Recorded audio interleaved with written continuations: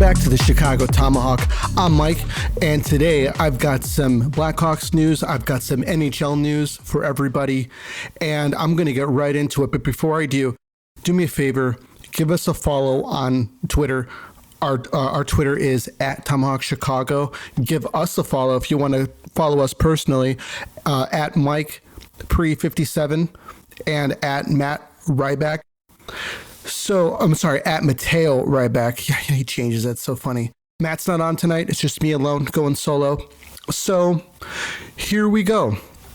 Jonathan Toews, the biggest news so far is Jonathan Toews has reported to camp and participated in the first 75-minute practice session that they had today. And one thing I tried to been predicting all summer is what line is he going to be on? Who's he going to be with? And he was skating with Hagel and Kubalik, which I thought was pretty predictable. I think that'd be a really great line. In case this is the first time you're listening or didn't know, Toews was out all last season with chronic immunoresponse syndrome.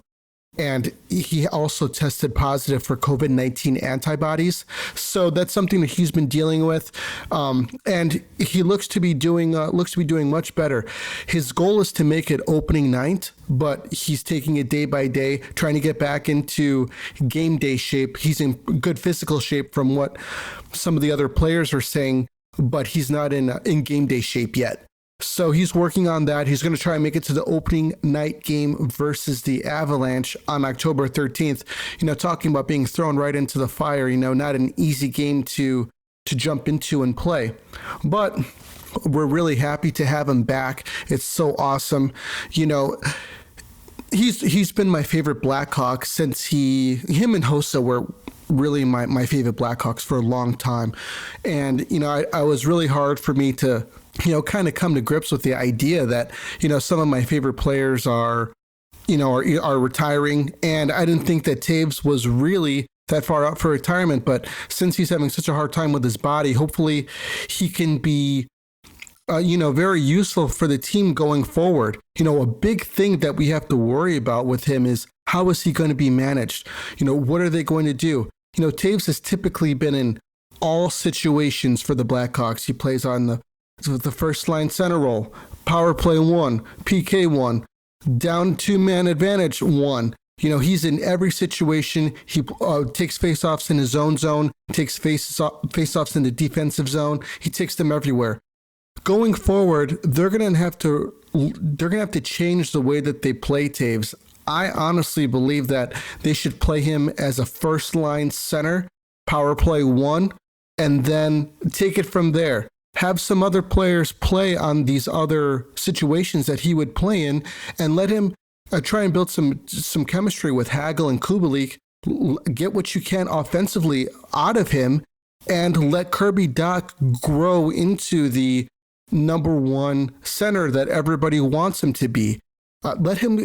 I think that Kirby Dach should play at that third line center role so that he doesn't have much pressure. This is his first camp where he's not coming in with some kind of prior injury. His first year, he had a back injury that cut his camp short. And last year, he got a wrist injury that he didn't even make it for the first half of the year, got rushed back and re-injured his wrist again. Luckily, he says he's 100%. He's ready to go. And we've got, all of our centers ready to play. With the addition of Tyler Johnson, he could take the pressure off of Kirby Dach, let him play that second line center role. Kirby Dach play the third line center role. And as the season goes on and progresses, give Toews a little bit more responsibility. Maybe give Kirby Dach some of that responsibility on some of the lines that Toews is supposed to be on. As time goes on and Toews, his body starts to maybe wear down a little bit more because of father time, we can put him in that third line shutdown role maybe next year or the season after, where he could excel at the defensive aspect of the game, which he has always done.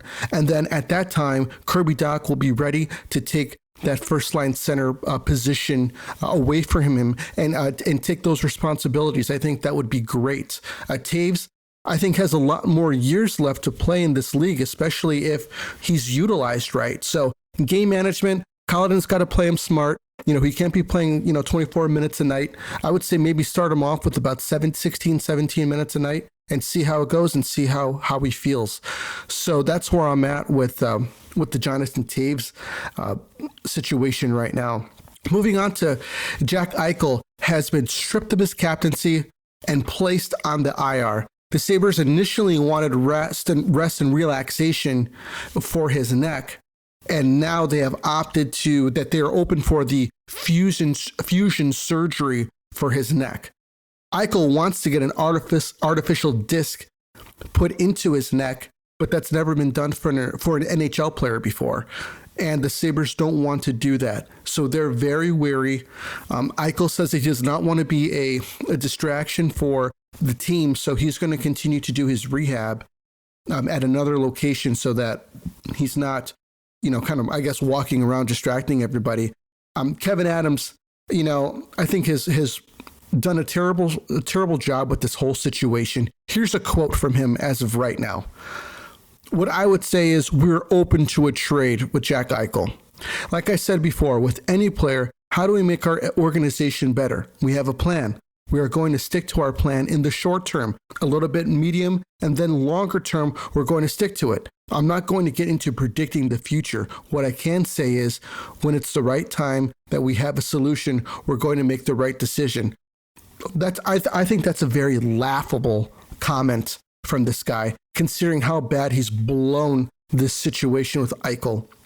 If he could have asked for something reasonable during the last year, in the offseason, at free agency, when that opened up, at the draft, this guy could have gotten a pretty good return for Jack Eichel instead of asking the world. Now, what's he going to do? He's got a $10 million guy who needs surgery, hasn't had it yet, wants out of the organization, so he has no bargaining chips whatsoever. Who knows what he's going to get in return? Brutal, absolutely brutal in Buffalo. I'm surprised this guy still has a job, to be honest with you. But brutal. I don't know where Eichel's going to go. A lot of people think he's going to go to Los Angeles. That's possible. Maybe even Ottawa. I don't think so. They're trying to build something from the ground up. He's hurt. He needs surgery. He needs to rebound back. So, that gives him time to do it. But is Buffalo going to have to retain some salary? We'll see. But that situation has not gotten any better yet. So moving on to the Blues, Tarasenko has reported to practice and says he is 100% healthy. He's had 3 shoulder surgeries since 2017. He's been injuring them, re-injuring them, having to get surgery, hasn't been 100%. He asked for a trade out, but he has been skating with the boys. He's been skating with his teammates for about the past month. Ryan O'Reilly says that he's bought in. He says that he's going to give 100% to the team while he's with the team. And that's all that he's concerned about right now, but he wants a trade. He was skating on a line with Brandon Saad and Robert Thomas. That could be a pretty solid line right there, but it's really brutal as a Blackhawks fan to see Brandon Saad in a Blues jersey. Maybe we could have gotten a deal for him to come back for a third time, but who knows, man? It's just crazy to think of Brandon Saad in a Blues jersey. It's just brutal. Backstrom is week to week with the Capitals. He's recovering from hip surgery. He's missing the start of training camp and is practically week to week. When he does come back, he's going to need some time to get his body acclimated, get back into it, and then start playing again. It is blatantly obvious that this Capitals team, I don't think is going to make the playoffs this year. They've got a lot of aging stars that are really, really showing the wear on the tires. And I just don't see this team being who they were before. And moving forward, I think that the only thing that they're really worried about is getting Alex Ovechkin as many goals as he can to try to pass Wayne Gretzky's record. So I guess, whatever. I'm not at liberty to say what their what their intentions are, but it's clear that's what they want. I don't see them going very far this year. Surprise to me, Auston Matthews had surgery on his wrist on August 13th. And this is another thing that we mentioned in our last podcast, was a lot of players and a lot of surgeries going on later on in the summer. I would have thought that something like this would have been taken care of right after they got kicked out of the playoffs at the beginning of or middle of spring, practically. He began skating last week, but isn't participating at the beginning of camp. He's hoping to be ready for the season opener. It's just brutal, man. It's just brutal that these players aren't getting the stuff taken care of ahead of time, especially for Toronto. They need as much time as they can to gel this team together. So John Tavares is 100%. That's good news for the team. Got their captain at least back. He was having concussion issues. You had some concussion issues after that hit from Corey Perry last year, and a minor knee injury. But still, he's back 100%. He's ready to go. He's ready to get the party started over there. And but Auston Matthews is nursing a bad wrist right now. Moving on to Vancouver, Elias, Petersson, and Quinn Hughes were not at the start of camp for conditioning testing. They are unsigned, restricted free agents, and they're trying to get a new contract. Petersson missed the last 30 games of the season last year with an injured wrist, and Quinn Hughes had a hell of a season last year. On the blue line, I believe he scored 41 points for Vancouver. Now, here's something that I really don't understand. Look, I know that you want a contract. I know that you want the money, you want to get paid. Rasmus Dahlin got 3 years, $18 million yesterday. Quinn Hughes is asking for some cash. I would think that he's asking for something in the $8 million range. I think he's a better defenseman than Rasmus Dahlin. But we need to get some bridge deals here going, just to see if he's really the real deal. Give him 3 years at $7 million. Why not? I think that's a good wage, considering what Quinn Hughes has done at this point. Elias Petersson is their number one center. I would say maybe give him another bridge deal at 6.5 and see how he does. But the same thing is going on in Ottawa. We've got guys who have a contract currently and are looking to sit out because they haven't gotten their next contract yet. Look. You signed the dotted line. You're under contract. You've got money coming in. You're getting paid, and you're not reporting to cap. Look, I think that if you sign the dotted line, you need to show up.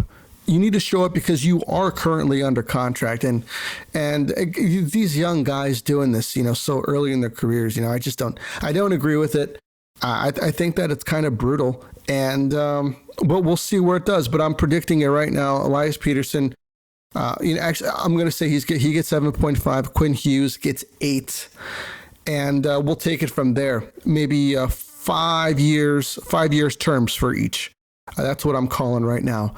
But hey, guys, that's what I've got for you tonight. Camps are just starting. There's a lot of information coming out.